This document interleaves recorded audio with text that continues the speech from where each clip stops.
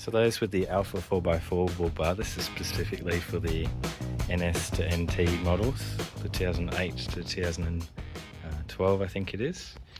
This is for the Alpha 8 bar, but it'd be the same for the other one as well. You have to watch out for mounting the cradle, which has the winch brackets and things on it as well. One tip is the bolts that are here, you have to reuse these. The ones that come in the kit, you have a few options.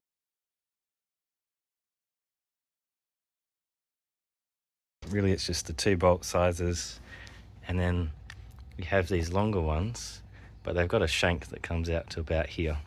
So you need to use these washers in between, and it's important that you use the bracket here because that gives it strength to this mounting point for your winch and for your bull bar. It stops it from lifting up or down, probably more down more than up, but yeah, so just a tip, use these bolts that are existing in the vehicle. One of them is here, and there's another bracket that goes from here to there. So this bolt here is from this bracket, but I didn't have that bolt there, I had it up here, mounting this bracket into the piece that connects to the headlight. So you need to use that bolt, bring it down here, and I used one of their washers for each of these as well, one of the big washers that were here. So just a heads up, can't use these, they're too short, and these don't fit in there, they're too small, and the big ones don't fit in there either, they're too big for high tensile. So yeah, a bit of a shame these don't fit. It seems to be in between these 2 bolt sizes for high tensile. Maybe I'll change those later on. I should be able to hopefully get to them through the grill later on the Pajero. But yeah, otherwise that's just a little tip so you can avoid trying to figure it out like I've had to. So in mounting the recovery points too, I've put a single washer on the outside for the bolt and one just on the inside of that plate. You can see there, one here on the outside of the recovery point, one on the inside of the factory recovery point.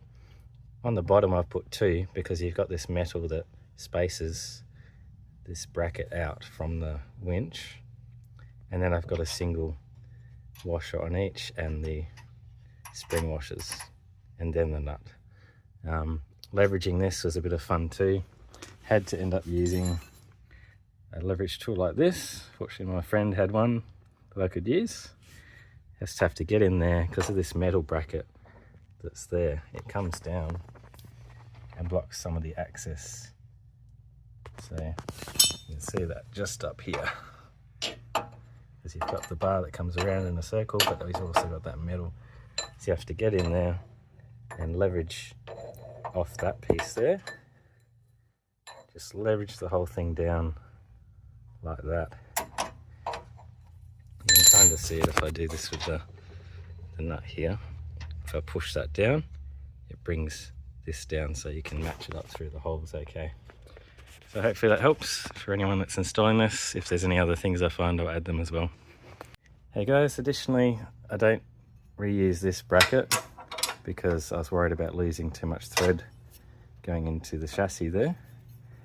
And really it's just for holding the headlights now and the grille. So this shouldn't really be necessary. That's why I was pretty happy to move that bolt across to there. So this will go out. I thought this would be a helpful photo as well to be able to help you with roughly figuring out what angle the wheel arch plastic shroud will come to. Hopefully that helps. It is really nice that this is the only really bumper related plastic that you need to cut. The whole bumper itself is still fully intact. I also had to modify the factory bash plate. This is the result I came up with cutting out those holes that were already there for the recovery points, the factory ones. I just had to cut them out further because of those bolts and the way that the cradle comes down as well. Hopefully this is a nice guide so that you can cut yours out too. This probably isn't an issue with the aftermarket bash plates, but I thought I should give you a heads up that you may need to modify your factory one if you're going to go with this route, and I think it looks pretty good in black. Overall, I am really happy with the Alpha 4x4 bar. I think it looks awesome. I also found that the biggest LED bar you could fit in the grille there was a 20-inch. This is a slim version of the King's LED bar that my friend had laying around ready for his vehicle, so I have to replace that for him. But it was great being able to put it in before I got the bar completely on. It would have been a pain to get to later. So I've also seen in comments of other Alpha 4x4 videos or bull bar installs that Alpha 4x4 is making instructions for this bar, and I emailed them and they said that was true as well. So hopefully we'll have these instructions and it'll clear up all these little finicky things because it's such a new bar. So I'm looking forward to seeing these bull bars around. I reckon it really updates the Pajero look, especially if yours is prior to the driving lights.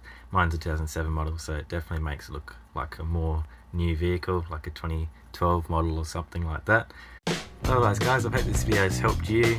Please hit the like button if you found it helpful, and leave a comment if you found some of the other experiences with this bull bar too. I'll see you around next time.